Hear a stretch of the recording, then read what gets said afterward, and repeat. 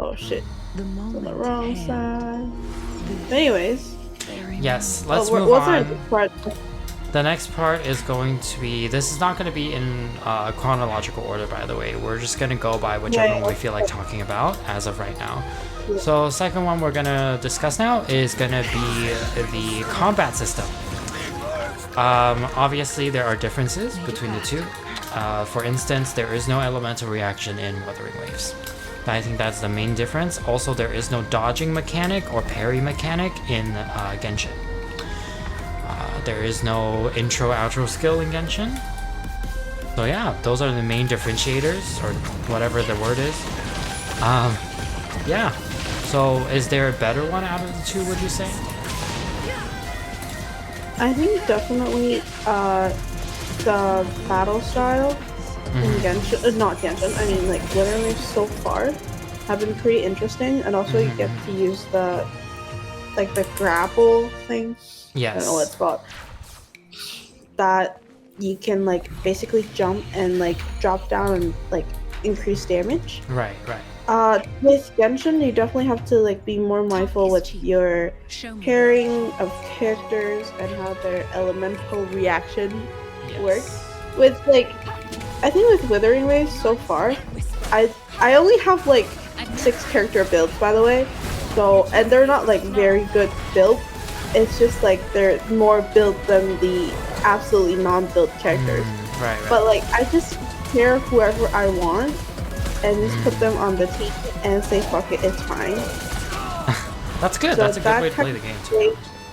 Yeah, that's kind of saves a lot of like mental energy that I have to like think about when thinking about like teaming up. So yeah, that's definitely something that's like think about. Like when you're playing Genshin, you definitely have to think about like, oh, if I pulled this character, like how would I pair this character with like my other teams that I've already built. And like Withering Waves, I feel like it's just sort of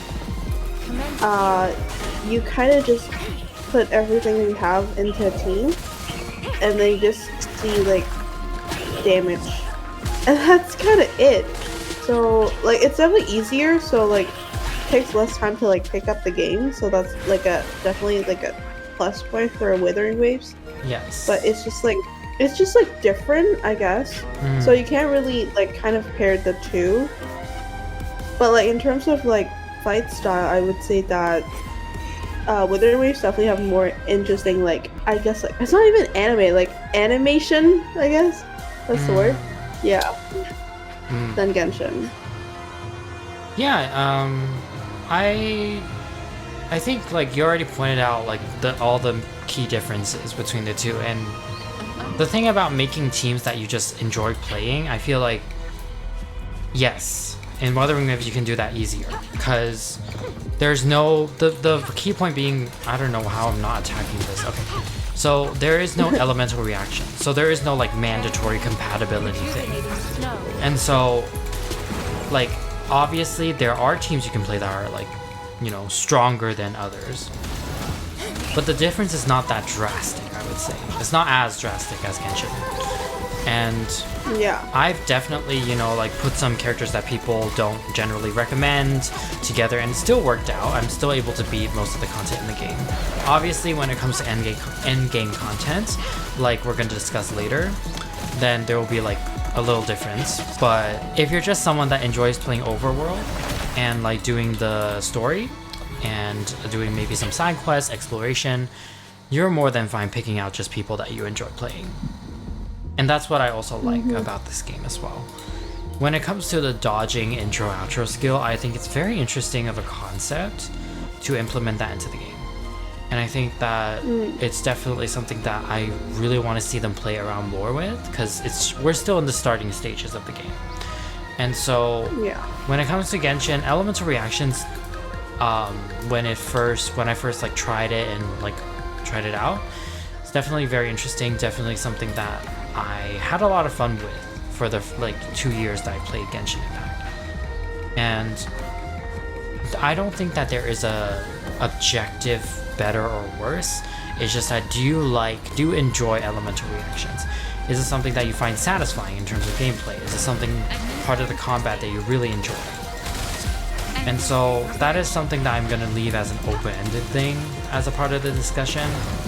I don't think that there is any sort of like definitive answer that either of us want to give to you guys watching. Yeah.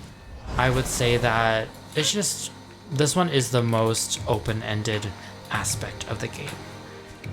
Because And it's very much a personal yes, yes, personal preference, yes. When it comes to the elemental reactions, yes, like should they have added it to Wuthering Waves? I would say no, because they wanted to differentiate themselves from Genshin Impact. Although it is very similar in essence in terms of what type of game it is. There's gacha, there's exploration, there's teams. The ways that they made it different is the ways that I feel that the game is more interesting. And it also kind of drives me to play more, because it's like, it's different from the other game that I used to play. So it's like a breath of fresh air. And although I know that this is a comparison only between Genshin and Wuthering Waves, I do also want to include a game that sort of was popular for, I would say, a couple months, and sort of, I would say, objectively fell off a little bit. I'm not 100% sure on the numbers. Tower of Fantasy was a Genshin competitor as well. I played it for a little while, but I think I stopped because I don't know, I just didn't find it that interesting anymore. I may get back into it one day, but I think that's another way that, another thing that I want to bring into this discussion.